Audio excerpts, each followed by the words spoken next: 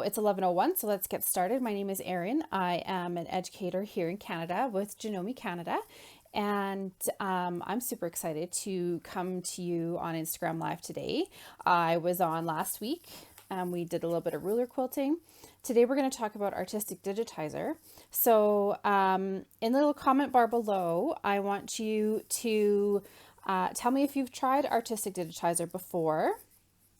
And if you haven't, tell me something that is maybe holding you back from trying machine embroidery other than not having an embroidery machine, because that is something obviously that's going to hold you back. But if you've never tried machine embroidery, just leave me a comment in the bottom there and tell me if you've tried it, if you haven't tried it, fears or concerns you have about it. And I'm going to do my best to answer your questions today. Hi, Cheryl from Saskatoon. Oh, Sandra, back to school projects. Excellent. It's that time, isn't it? We're starting with back to school. So I'm going to flip the camera here and I'm going to give you a quick little tour of our Artistic Digitizer software. So here it is. This is what the welcome screen looks like when you open it up. And actually, this is the welcome screen here. Quilt labels. Great thing to use Digitizer for. This is what the welcome screen looks like in Digitizer. So you have all of these options here for opening an existing file or creating a new one. There's like a recent window that shows you all the recent things that you've done. And then this here is my favorite part. It has a whole list of tutorials that you can watch right inside the software. So that is really cool when you're trying out something new. So today, we're going to talk about a couple of different things. Oh, Sandra, you tried the trial. Okay, that's fair. Embroidery editor. I'm not sure if that's a Janome product or not.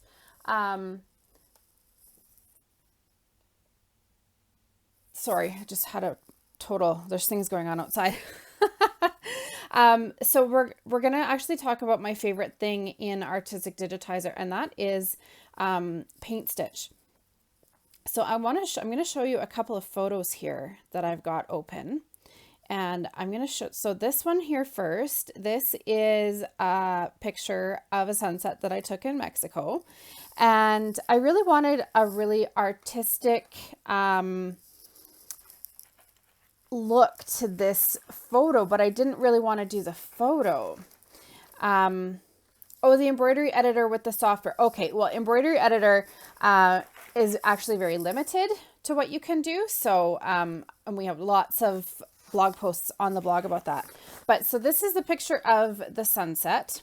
And in this picture, my toes are about right here. You actually can't see them because I was sitting on the beach. But I stitched out this a photograph of that sunset with the PaintStitch feature. So this is the stitch out and this is the photograph. So if I go back up like this, hopefully you'll be able to see that it is quite close to how the photograph looks. So that's really exciting that you can get a really artistic visualization of a photograph inside the software. So Cheryl, you've used Digitizer. I'm thinking that you've used Digitizer MBX. So this is different from Digitizer MBX. This is Artistic Digitizer. We are up to version 1.5. And there is, I'm sure somewhere there is a blog post about comparisons. So I actually can't speak to how it compares because I've never used Digitizer MBX, but I love this digitizing program. Here, it's always easier to share a passion about something when you can see the person's face. So I love this digitizing program because you can do so much more in this program, and that's what my classes for Artistic Digitizer this fall are going to be all about. We're going to talk about how to use the software to import clip art, to edit clip art so that you don't have layers upon layers upon layers of stitching, how to do different functions like using the knife feature to cut apart wording, for example, and changing the stitches and that kind of thing. So this program is really awesome. I totally love it. So back to my photograph here. So this is a photograph of a sunset that I took. And now this other picture I want to show you is this picture here. So this is my Nana and Grandpa just after the war in Winnipeg. I believe it was about he came to Canada in 1948. So this was not long after he came, and I can't remember if they are newly married or just engaged here, but I just love this picture of my grandparents. And so what I did on the weekend is I played with the settings in PaintStitch to see if I could recreate this photograph on fabric. And so this is what it turned out as. It's absolutely gorgeous. And I love how this turned out. So this is the stitch out, and this is the photograph of them. So I do need to clip my thread still, but I just love how it turned out on fabric. So that is something that you can do with this software. So I'm going to show you how to do that. So we're going to go into the software. And so this is what it looks like when you first open it. And I'm going to use the From File feature here. And this is the import feature where you can bring in an existing embroidery design or a photograph into your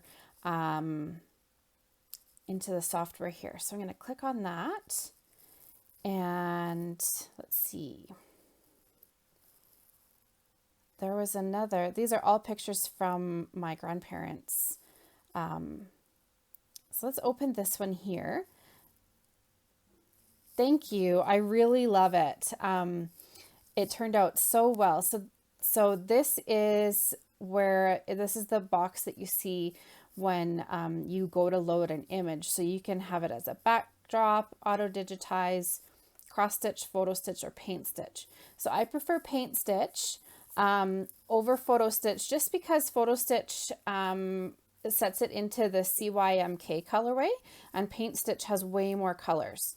So you can decide how you want the size to be. So I'm just going to make this just a little bit smaller so that I have just them.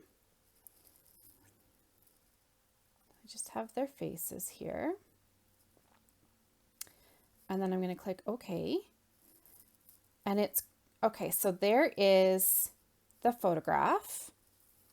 And now there it is as stitches. So what you can do then over here is you can edit with the density, the blending, the contrast. So if I go into blending and if I do low, and then we look at what happens on the screen here, you get a more crisp definition of the picture of the stitches. So you see how there's a lot of like white space in the back here? If we edit the density to be 0.018 instead of 0.025, then we're going to see a more dense stitches. So there we can really see, you can see my face in the back of it too. So let me just change the angle there. You can really see the definition of the photograph in embroidery stitches, and then the picture is here. So PaintStitch is really, really awesome. It is one of my favorite features of Artistic Digitizer software. And the other really neat thing that you can do with Artistic Digitizer is when you go to print out to stitch your photo, you can actually do a printout that shows your design, and then you can input which thread palette you're using, if you're using Janome embroidery threads or Helos Iris or Madeira embroidery threads, and it gives you the listing of the colors that you need, and then it also has it in the order here. And then on the bottom here, it's kind of like a map of where these colors go.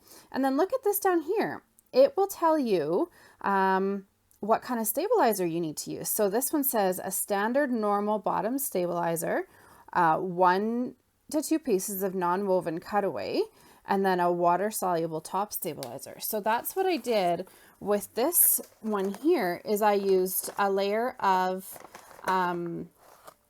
tearaway, and then I floated another layer of tearaway underneath, and then I used a wash away stabilizer on top to support the stitches. So working with photos and working with other parts of this software is what my class is going to be all about. So here's another set of samples here. One of them is done with importing now I can't remember which one is which. Okay, this one, there we go. This one is just a straight import of Butterfly from the clip art library, and it does not have any editing done for the layers of stitching. So that's this one. And on this one, it needs a really good press still, but this one I used tools inside the software to cut out some of the background stitches behind the butterfly wings and the spots on the wings to make it a less dense design. So it's actually a better usage of your thread when you can edit out the densities of that clip art design. And then this one, I showed it briefly last week, but I'm going to show you again.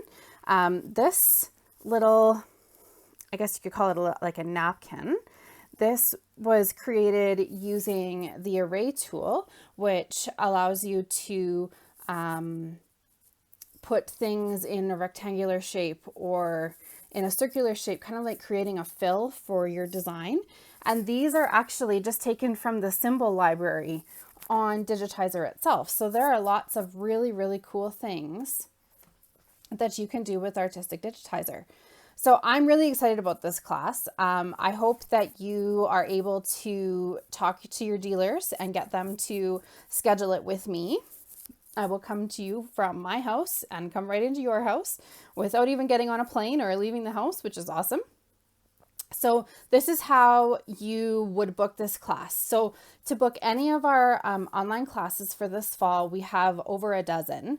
You need to just drop your dealer an email or give them a quick phone call or pop into the store and say, I really want to go to this class. I really want to go to the Artistic Digitizer class, or I really want to take the sergers and cover hems class with the Janome education team. And keep asking your dealer to book those classes with us so that we can give you lots of great teaching and training and show you how to use those machines that you have at home.